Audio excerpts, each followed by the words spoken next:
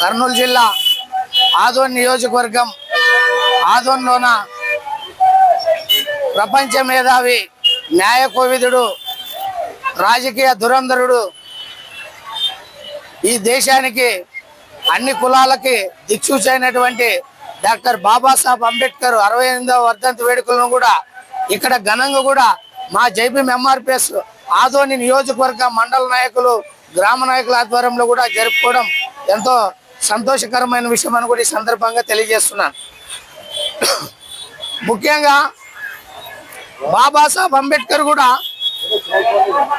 1891లో కూడా ఏప్రిల్ 14న కూడా మహారాష్ట్ర కొంకణ ప్రాంతం అమ్మవాడి అనే గ్రామంలోన 14వ సంతానంగా కూడా జన్మించి మరి చిన్నతనంలోనే అంటరానితనాన్ని కూడా చూసి ఎంతో ఇబ్బందులు, ఎన్నో ఇక్కట్లు కూడా పడి ఊరికి దూరంగా ఉంటూ చదువుకునే సమయంలో కూడా పాఠశాలలో మరి దూరంగా ఉంటూ కూడా మరి ఎన్నో మరి అంటరానితనాన్ని కూడా కుల వివక్షతను కూడా చూడడం కూడా దాన్ని చలించిపోయి డాక్టర్ బాబాసాహెబ్ అంబేద్కర్ కూడా సాహు మహారాజు సారథ్యంతోన, గైక్వాడ్ సహకారంతోన విదేశాల్లోన కూడా విద్య కూడా చదువుకొని ఈ ప్రపంచానికి కూడా మరి నవంబర్ 26వ తేదీన కూడా 1949 కూడా మరి రాజ్యాంగానికి రచన కూడా ఆ రోజు ఆమోదం కూడా తెలపడం జరిగింది. అదేవిధంగా 1956 మరి జనవరి 26వ తేదీన కూడా రాజ్యాంగం అనేది కూడా అమల్లోకి కూడా రావడం జరిగింది. ఎండనక వాననక ఎంతో కష్టపడి 2 సంవత్సరాల 18 నెలల 11 రోజులు కూడా రాజ్యాంగాన్ని కూడా రచించడానికి కూడా టైం కూడా తీసుకోవడం జరిగింది. అదేవిధంగా రాజ్యాంగంలోన ఆర్టికల్ 470 12 షెడ్యూళ్ళు, అదేవిధంగా మరి 25 విభాగాలు కూడా ఇది రచించడం కూడా జరిగింది. నిజంగా చెప్పాలంటే ప్రపంచానికి కానీ ఈ దేశానికి కానీ ఒక దిక్సూచి కూడా న్యాయశాఖ అయితేమే, పరిపాలన శాఖ అయితేమే, మరి అదేవిధంగా రాజకీయ శాఖ, శాసనశాఖ అయితేమే, ఈ 3 శాఖలు కూడా బాబాసాహెబ్ అంబేద్కర్ రచించిన రాజ్యాంగ అనుసారంగానే మనం నడుచుకోవడం కూడా జరుగుతుంది.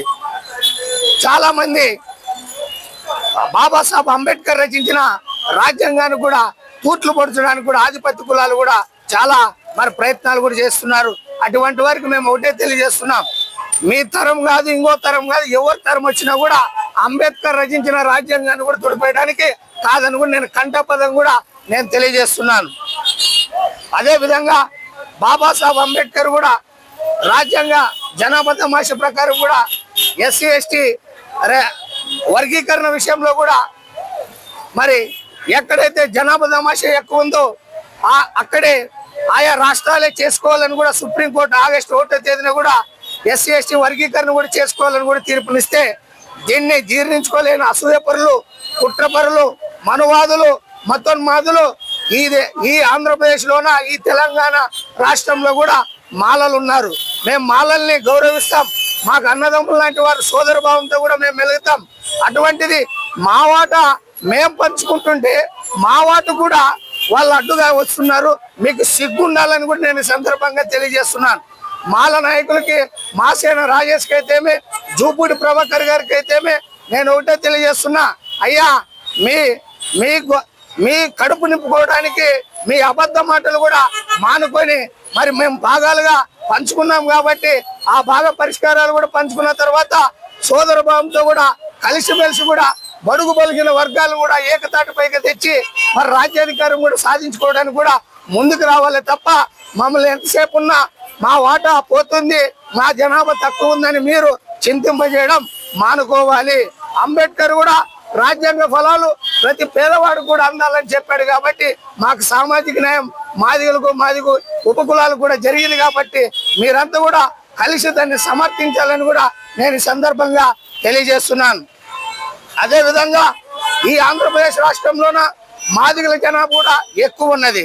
మరి ఇక్కడ ఈ కర్నూలు జిల్లాలోన మాదిగల జనాభా కూడా ఎక్కువ ఉన్నది. అదేవిధంగా ఆదోని నియోజకవర్గంలో కూడా 2011 జనాభా లెక్కలు చూసుకుంటే మాదిగలు దాదాపు 55,000 పై చిలుకులు ఉన్నారు. మరి ఇక్కడ ఆదోని నియోజకవర్గంలోన చాలా మంది బోయలు ఎమ్మెల్యే అయినారు, రెడ్లు ఎమ్మెల్యే అయినారు, మరి దొరలు ఎమ్మెల్యే అయినారు, గౌడ్స్ అయినారు, చాలా మంది అయినారు. మరి మాదిగలు 55,000 మంది మాదిగలు ఉన్న జనాభాలు మరి ఇక్కడ ఎమ్మెల్యేగా కాకపోవడం కూడా సిగ్గుచేటని కూడా నేను సందర్భంగా తెలియజేస్తున్నాను.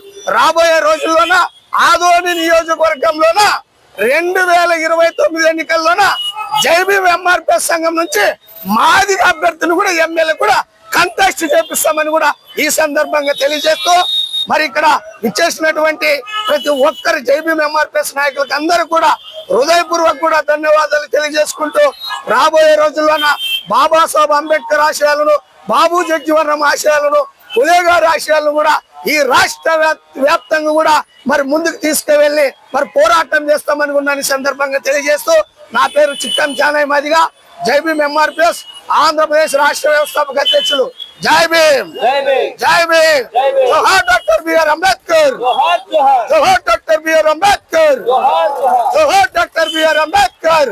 వర్ధిల్లాలి జైబీఎం ఎంఆర్పిఎస్, వర్ధిల్లాలి జైబీఎం ఎంఆర్పిఎస్, వర్ధిల్లాలి జైబీఎం ఎంఆర్పిఎస్.